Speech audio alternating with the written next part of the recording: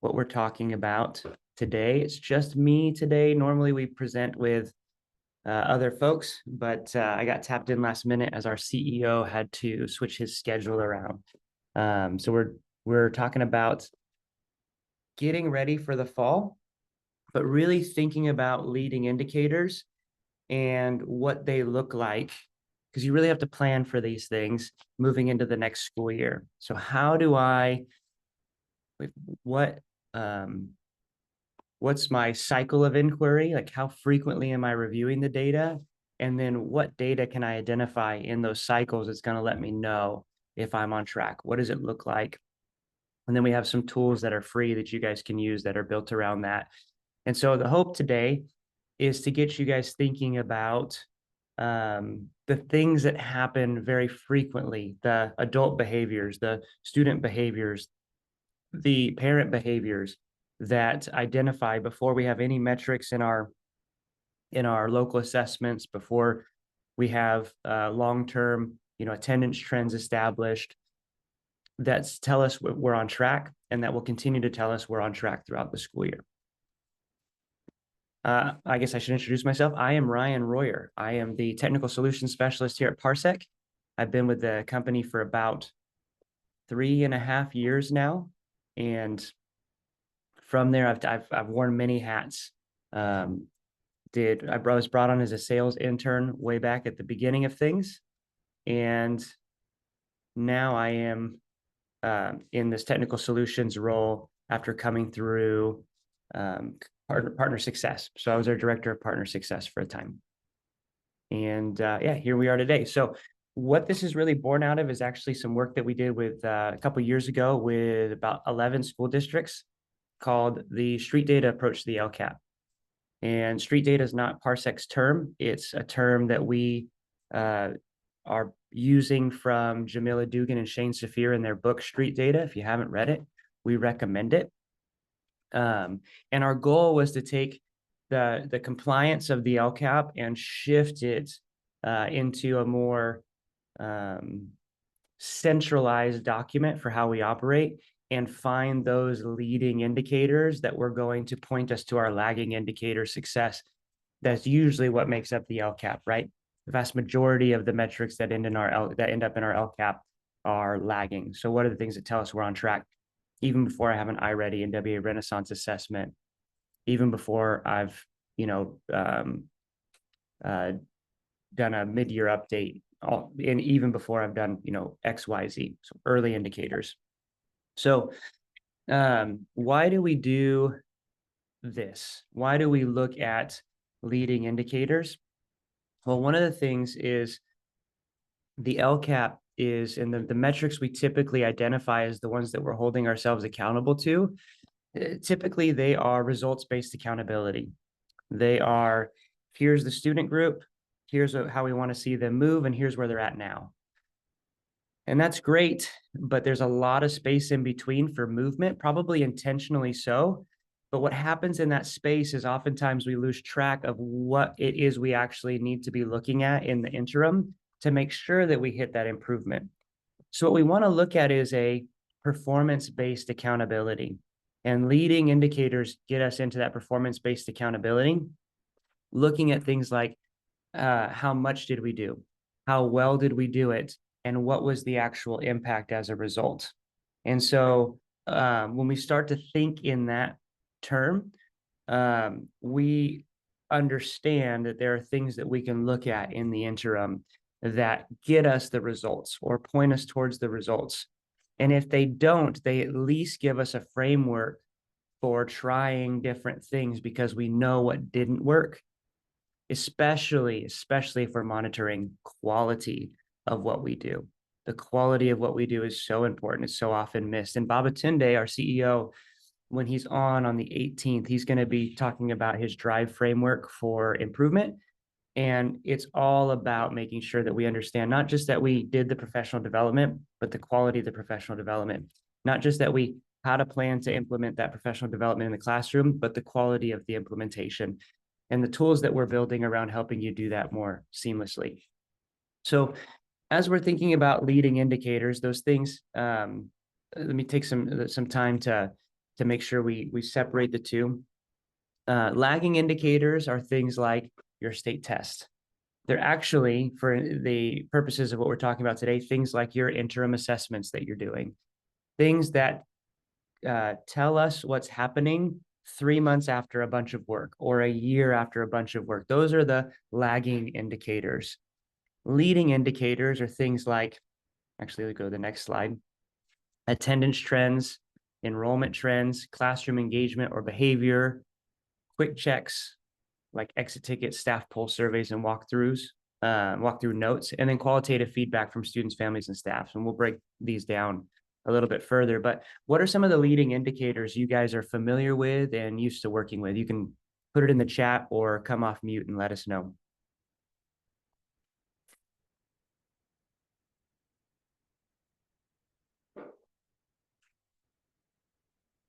And the leading indicators are things that you can look at daily or weekly that lead to those lagging metrics. I think as an online school, ours are probably going to be a little bit different, but ours would be like lesson completion, participation in asynchronous classes. Those kind of things are kind of what we are tagging in on. Yeah. And those are great because they're monitoring actual work that's happening in the process. Now, question for you, Than. This kind of goes later. How do you guys, when you see work completion, do you guys grade the work that's completed? Is it graded? Yes, it is. Okay, and so that's how you track not just like fidelity of doing it, but the quality of doing it as well. Yes, and that's also how we do our attendance as well. Mm-hmm. Yeah, because you guys are flex-based, non-classroom. Right. Cool. Oh, I got some chat. For us, attendance, local assessment data, behavior data, we use a data dashboard portal. Awesome. Yeah, behavior data is a big one.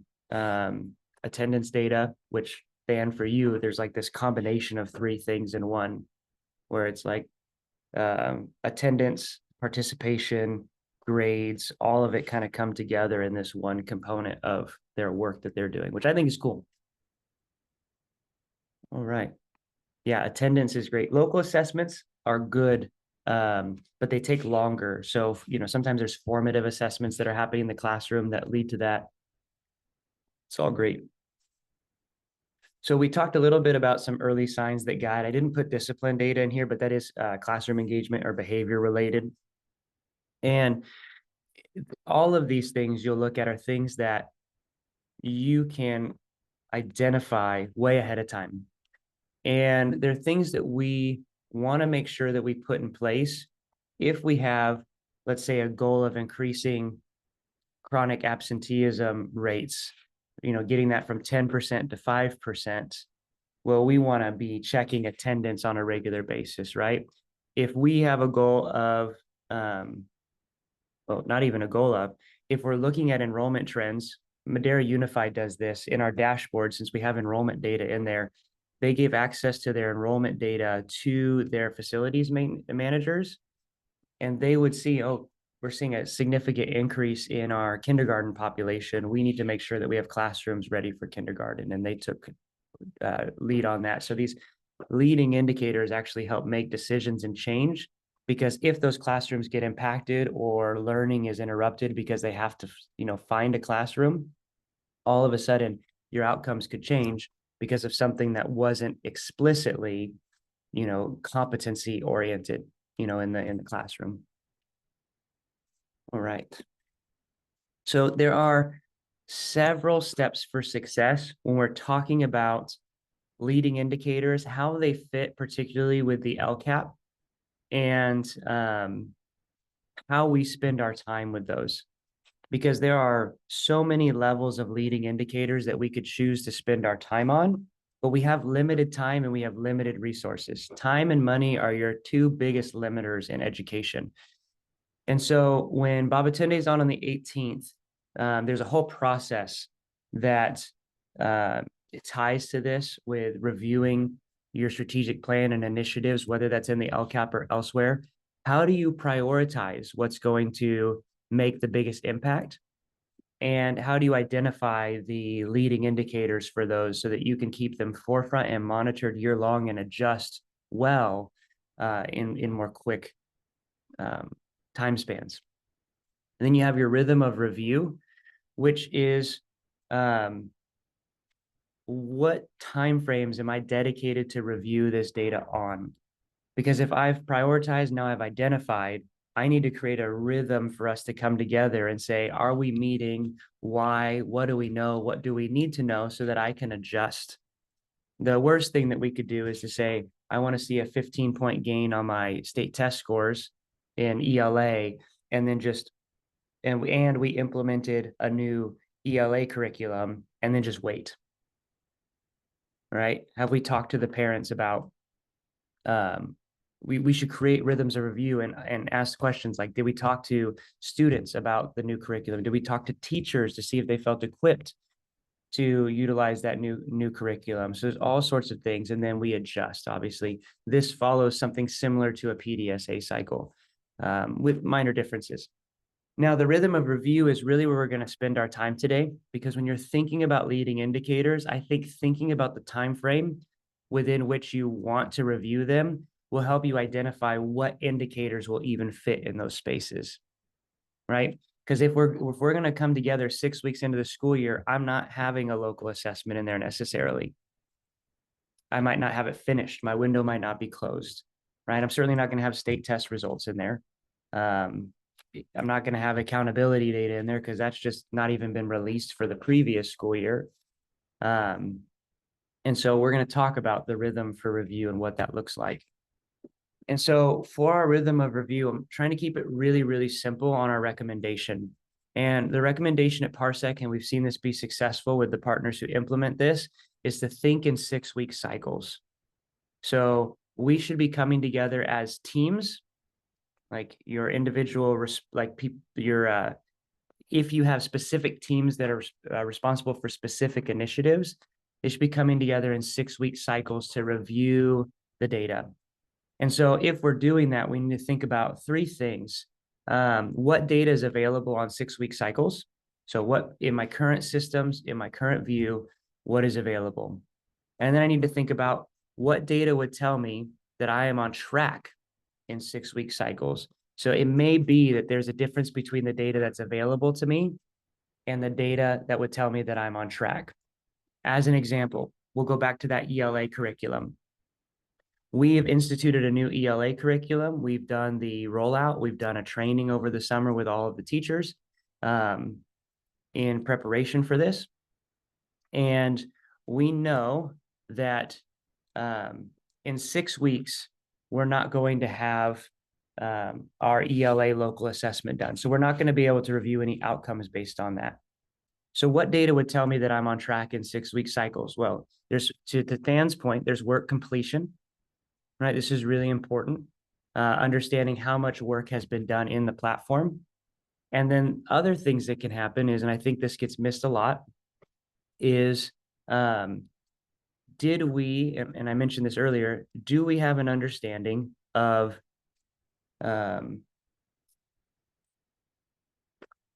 were teachers even prepared by the rollout to institute this new curriculum or engage with this new supplemental support? Or do they understand who to talk to or how to identify, students that need additional support? There are things that are going on way ahead of time that aren't part of our traditional measurements that will tell us if we're on track. So it'll be really important to learn to identify what tells me I'm on track.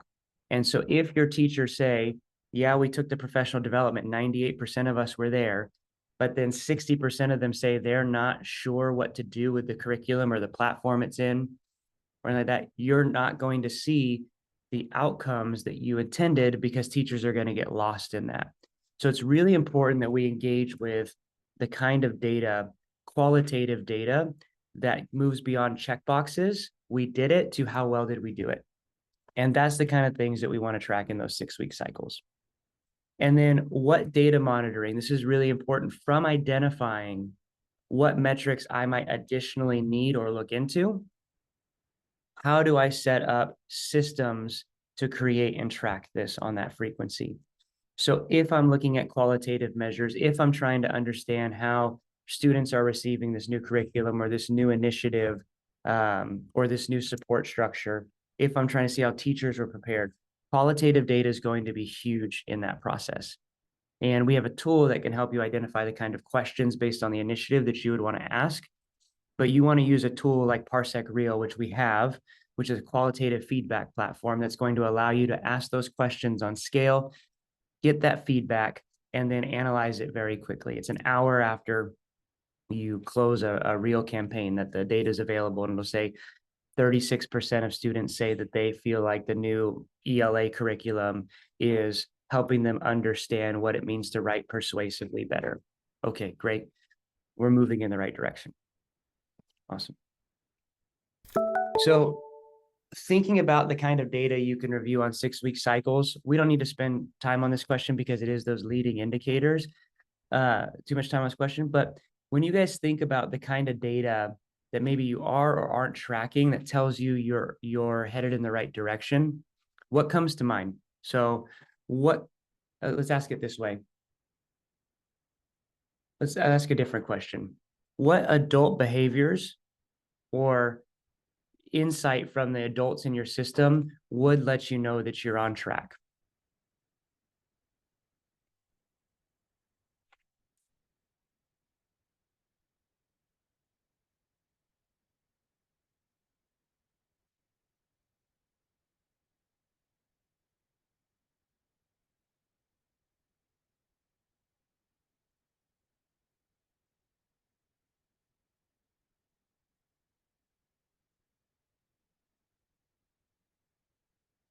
Silence is hard.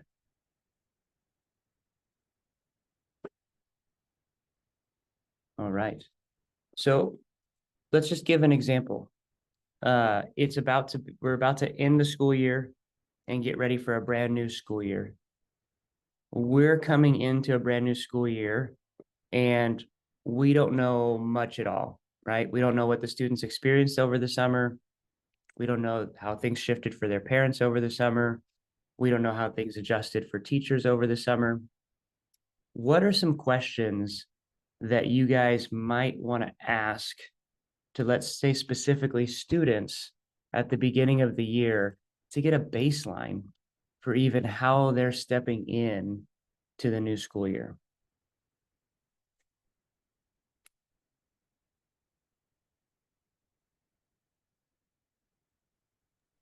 I know a lot of our teachers work with their students on goal setting at the beginning of the year. Nice. And what does that look like, Dan? Do you know? Um, it varies by the grade level, but typically they'll do it in live class when they're in a synchronous class with them and talk to them about what goals are, and then have them start building some goals for the year. Wow. That's cool. And in that space, they probably get a pretty good feel for how each student is coming into the new year. Like if they're motivated, if they're disengaged, if they're, um, you know, what's the word I'm looking for? Kind of disassociated. Those things begin to become apparent there, Yeah. which is again the benefit of a personalized model is the ability to spend the time to do that. Yeah. I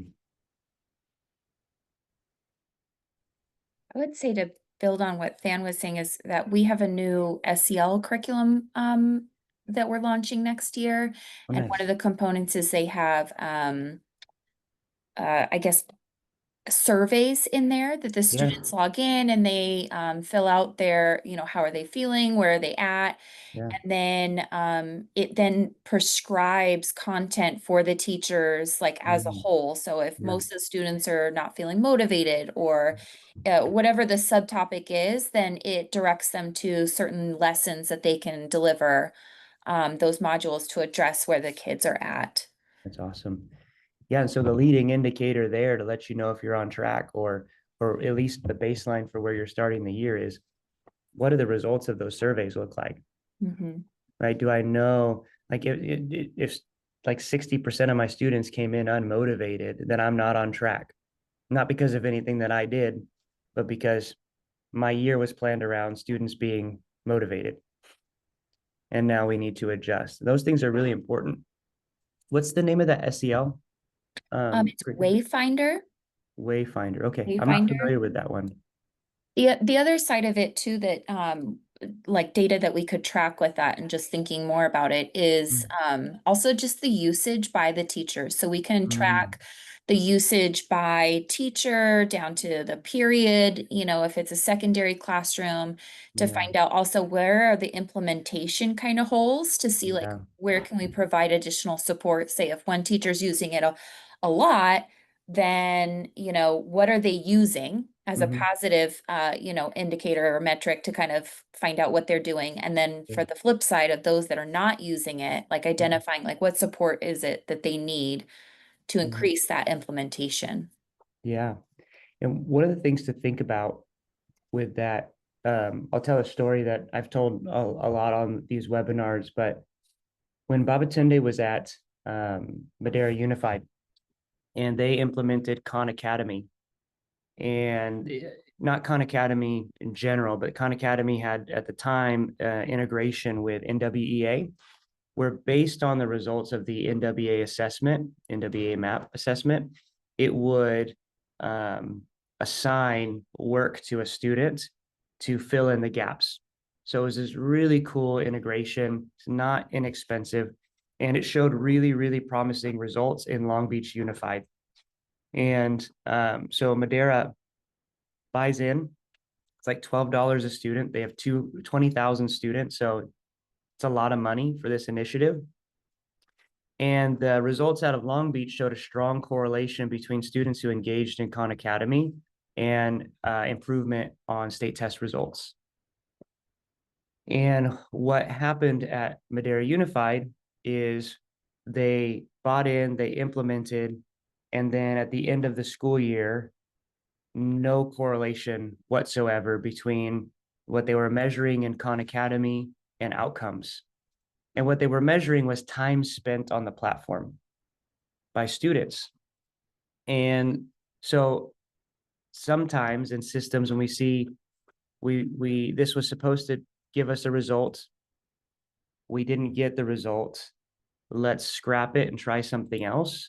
Babatunde instead went and said, let me drop in on classrooms unannounced that are supposed to be implementing this Khan Academy thing, and let me observe what it looks like.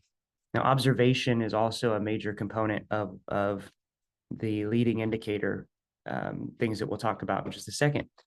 But what they found is that they went into a classroom, and the students who were supposed to be doing Khan Academy had Khan Academy up on their computer. The teacher was over in the corner grading papers, and the students were on their phone. And so what they realized is they hadn't really implemented monitoring Khan Academy well. They had monitored time in the platform, and because of the way it measured time, it wasn't the correct metric. So what they ended up doing is they shifted to skills leveled up in Khan Academy. Now, this is on the student side and not the teacher side. So, you know, it's a different dynamic, but it speaks to like the quality of and what we measure. When they switched to monitoring skills leveled up in Khan Academy, that next year, they immediately saw a correlation between students who use this Khan Academy module and their improvement on the state test. And so sometimes how much time someone spends in something needs to be looked at in correlation with their results from that in order to understand if that time is actually leading to impact. And so that's actually something that you want to look at. It's like, hey, we're spending X amount of time. What's the outcome? And then any outliers related to that outcome.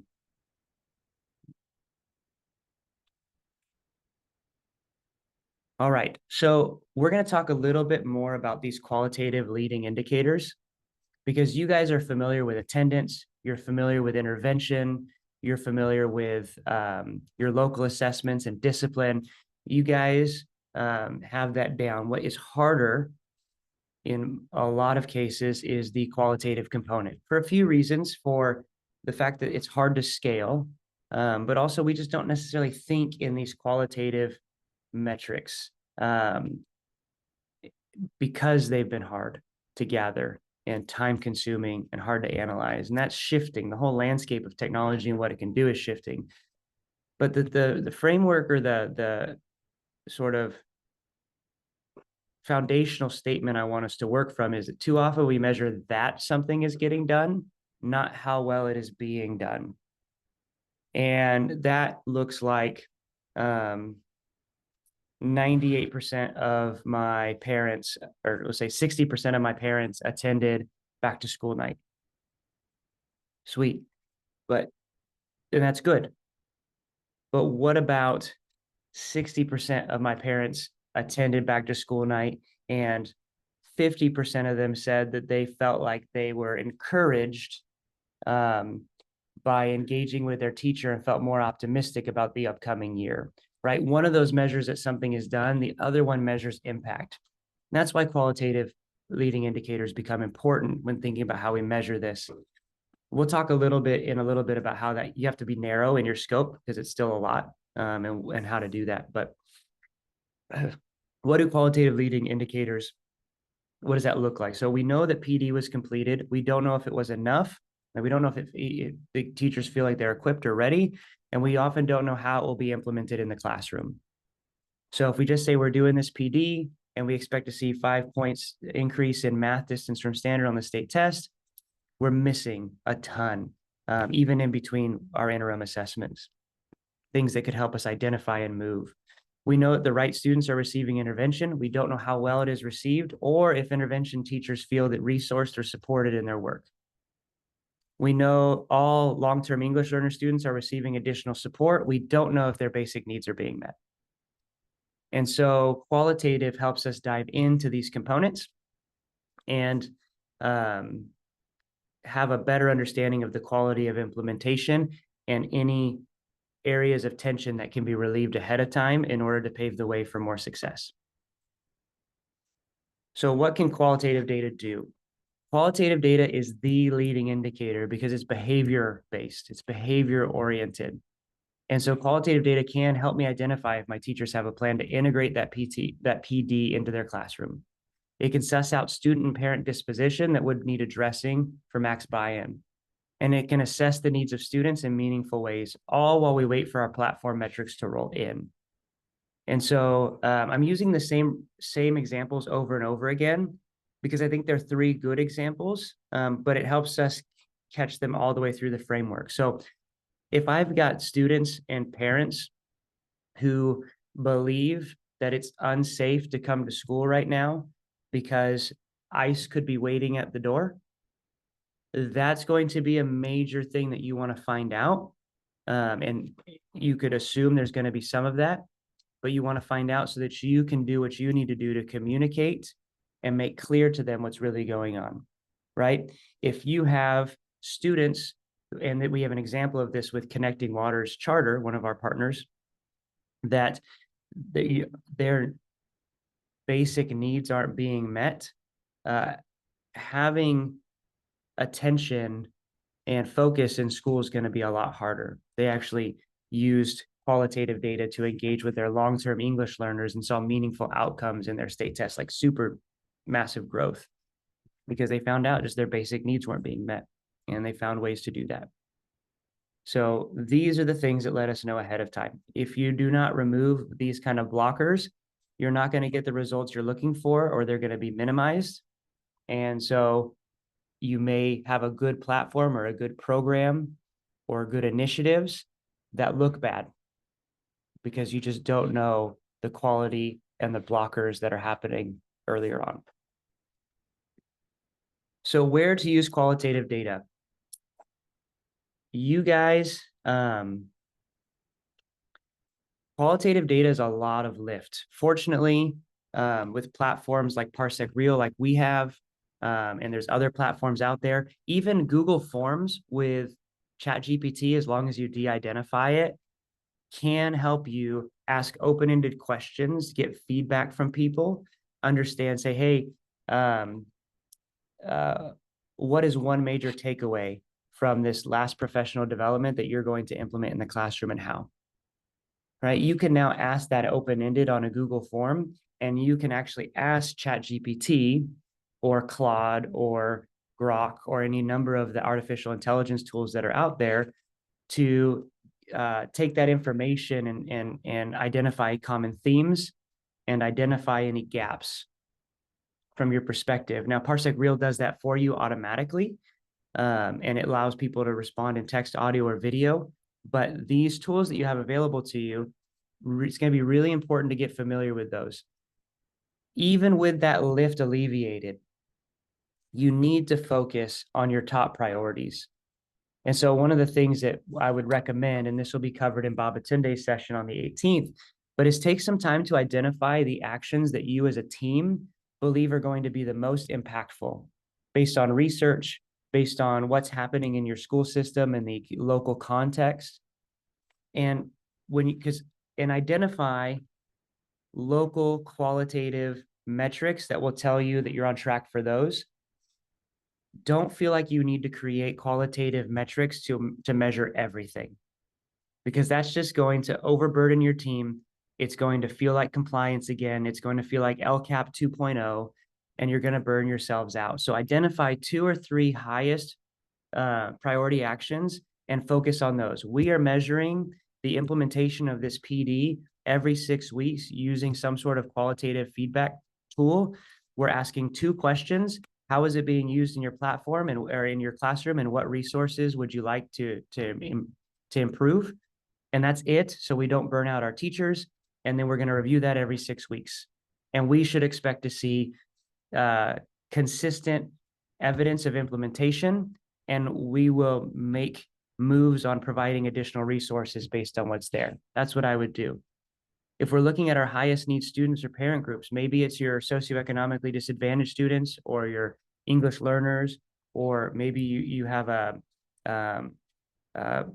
population that isn't as clearly seen, maybe like a Cambodian population or a Hmong population or a Punjabi population. And there's some need there. Refugees, a lot of our school systems that we work with have refugees that have high need. And finding ways to communicate with them and hear them so that you can help them, how do I say this? Navigate your system more effectively and find themselves feeling included rather than excluded just by nature of their circumstance. Those things, identify them, prioritize them as a team so you're aligned, and then identify what those qualitative, what does it feel like? What does it look like? What does it sound like when they're doing really well? And do I know their needs? Do I know my teachers' needs? Do I know my students' needs? Do I know their parents' needs? How do I identify those? Those things measured over time will let you know if you're on track, even if in the between times. And then you can review. We saw 60% of our students felt comfortable with the new ELA curriculum. Now 80% of them are really excited about it. And this was our fall assessment, and we're still sitting at 80%, but look at how our winter assessment did in ELA. Look at that growth. Now, all of a sudden, you have an understanding about how student sentiment engagement, how adult sentiment engagement leads to those more lagging quantitative components. So if you're looking at where to begin, we're going to send this out to everyone. And I should have made some edits to this, but we built a tool that is built to create questions you can ask to students and teachers, and it creates rubrics for you for outcomes. And you put in, let's go there right now, actually. Let me go to parseceducation.com. The link is in the slideshow, which we will send out to everyone. More. So it's under Unlock Insights tool. And initially we built it for the LCAP, but it doesn't have to be for the LCAP. We've got, oh, and Robert put the link in the chat. We'll put your name. I'm just going to put my name, and I'm going to put Ryan at Parsec Education. What am I trying to do? I am implementing new ELA curriculum. And I want, let's see, we are implementing new ELA curriculum this fall in order to supplement our work with our ELD students as we are seeing an increase in that population and a dip in scores we would like to improve. Okay. Great. Now I'm going to generate. It's going to send me an email. So it'll take a couple of minutes. What Charlie says in the room. Okay. I haven't seen Charlie since high school, if this is the same Charlie. And that will send you an email in a couple of minutes. Let's see when it comes in. We'll wait for it there. We'll come back.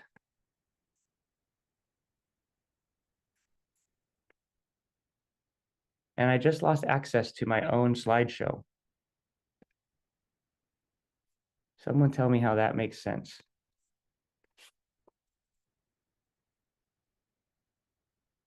Give me 1 second, guys.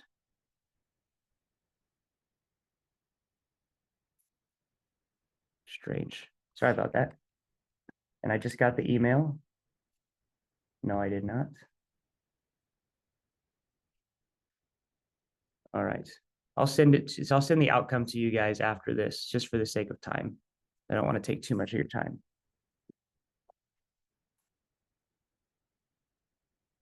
All right. So what this will do is this will create questions that you can ask students and teachers to understand if it's effective and the impact of it, and a rubric. And you can use your Google Forms to do that, and then take the results and put that into ChatGPT and say, hey, what are the common themes that you're seeing here? And that will identify those themes for you. You can use something like a Parsec Reel to do that. The most important thing here is, even if you do this with one high leverage action, the most important thing for you guys, and you ask these questions of your staff and your students to identify if it's working, just as a practice, it will teach you at a systemic level what it looks like to measure qualitative data and how that connects to the quantitative stuff that comes later down the line. And you don't necessarily need to write that into your LCAP, but it will help you with your mid-year LCAP review. And it will help you with your annual review at the end of the school year, when you're looking at outcomes and improved services and changes you're making based on outcomes. You'll have a very good understanding of the work that's been done, the way it was received, and how you'll change based on that feedback that you've received. And I don't have anything here except Connecting Waters, but the story with Connecting Waters, they had a long-term English learner population and an English learner population that they were seeing dips in their scores, and they were concerned about it. And so they asked a bunch of questions of their students. They said, what is one thing you wish your teacher knew about you? Which is a really great question just to break the ice. They asked, how are you, what does it look like to do this work at home? How do you do this work at home? I think they did home visits. They did home visits. Because they asked all these questions of parents and students, and that's where they identified that the basic needs weren't being met. And that was something that they took into like immediate action, and they got students resources like making sure they had paper and pencils, like scratch paper and pencils, making sure that they had their Wi-Fi devices, making sure that they had I think they got desks for students, so they had a place to work, all sorts of different things that they were able to initiate for students based on need. And they saw significant outcomes. Let me see if I can pull it up real quick. It was in another, you have to give me a second, I'm a little scattered here, but it was in another, let's go CCSA, might be, here we go. We talked about it at CCSA. And so they saw their decline in EL students' performance by 20.7 points. And they reviewed the data. They had staff resistance. They was like, well, we do everything personalized, so this shouldn't be a problem. And they asked all these questions, and they found that many EL students lacked educational resources at home. Budgets were used for basic supplies instead of academic support. And then they had provided those additional resources and services to EL students. And they had they were 23 points above expected growth on CASP and English when it came time to it. And it just was because they took the time to say, this is high priority action for us. Let's investigate and let's measure. And they started with the qualitative. So my encouragement to you guys is, if you have one thing, one initiative that you can begin with, use our tool, identify the kinds of questions to ask, create a cycle. If it's 6 weeks or every 3 months, just create a cycle of re-asking those questions and reviewing and actually implementing change, and see what the outcomes look like. See how much more informed you are at the end of the year. And even if these outcomes aren't 23 points above typical growth, find out the kind of, see the kind of buy-in that you get when you actually engage in this way. It makes a difference. So, guys, that was a lot in a little bit of time. Last tips. Adult behavior is the leading indicator of success, so start there. Don't just gather feedback once, align it to your cycles of review and plan ahead. Respond to feedback. This is really important. If you're going to gather this stuff, let them know they've been heard. In Parsec Real, we actually have a pre-formatted email template that you can just copy and paste and put the changes you're going to make or the things that you're going to investigate based on feedback, and then make adjustments. And as an example, if 10% of your teachers had a plan to implement the PD in the classroom, make sure you address this need. Make sure that you have an accountability around that, because that PD is not going to lead to change if only 10% of your teachers express a plan to implement that. All right. So any questions while we're here, guys? I just went over a lot in a lot of different ways. And this is time to bring clarity.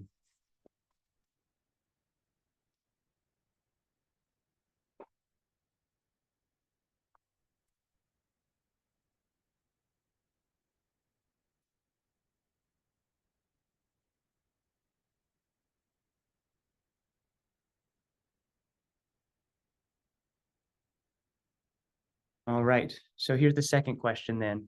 After this session, which we've gone over kind of rhythms of review, why qualitative data is useful as a leading indicator, what it looks like. What is one leading indicator? What is one what is one initiative that you will use that you could use qualitative data, or that you plan to use qualitative data to track ahead of time, or that you could?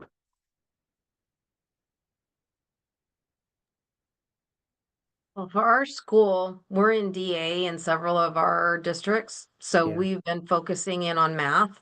So one of the things that we recently just did, one of our charter county offices of ed gave us a survey about math and how teachers felt about math and how they feel like we're doing in math and such like that. So, so some really good questions. We just recently got the results back of that. Awesome. And so that's one that we're going to use to follow up on.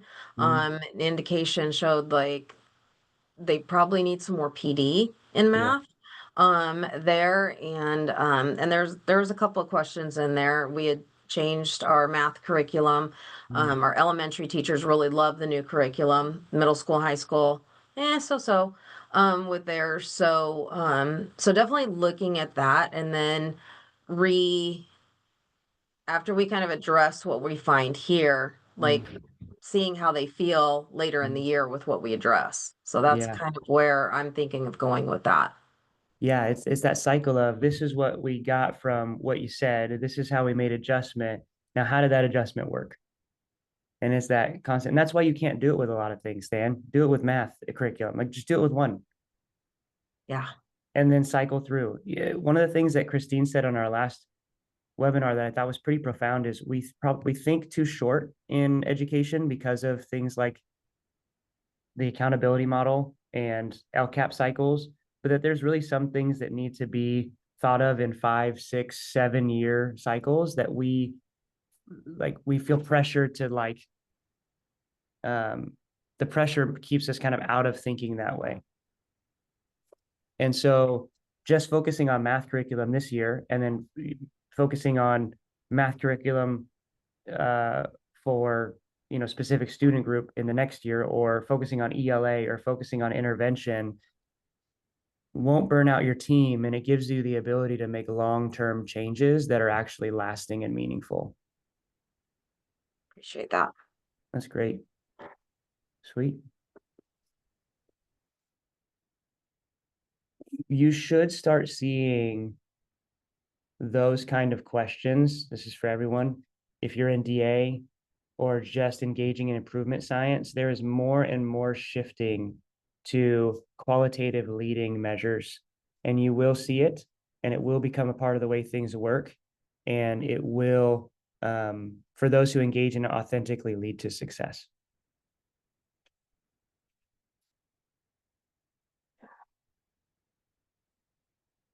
All right. Well, got to practice what I preach. Here's our platform. We're going to put the link in the chat. I'm going to do that here. Where's my chat? If you wouldn't mind giving us feedback on this session, what we did well, what we could have done better, what you would like to see in the future, you guide what we do here. So let us know. And this is our qualitative feedback tool. So you can kind of see what it looks like from the user side. You can use the QR code, but this is just how we practice what we preach. We use this qualitative data as leading metrics for where our webinars go. All right. We have our summit in February of next year, and we have we no longer have our 50% off sale, but for everyone here today, because it's past May 31st, we didn't change it. I'll still give you 50% off on your tickets if you want to come to our summit. You can learn more at parsecsummit.com, but consider this your formal invitation, where we talk a lot about leading indicators and how they tie to the quantitative metrics.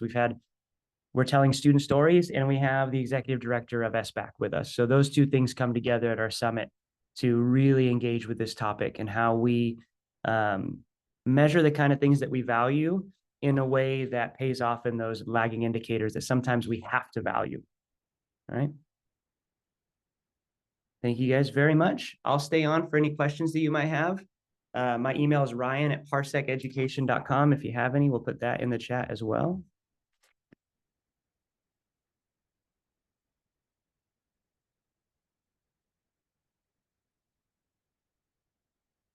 And that's it for us today. Have a great day, everybody. And if you need anything, please feel free to reach out.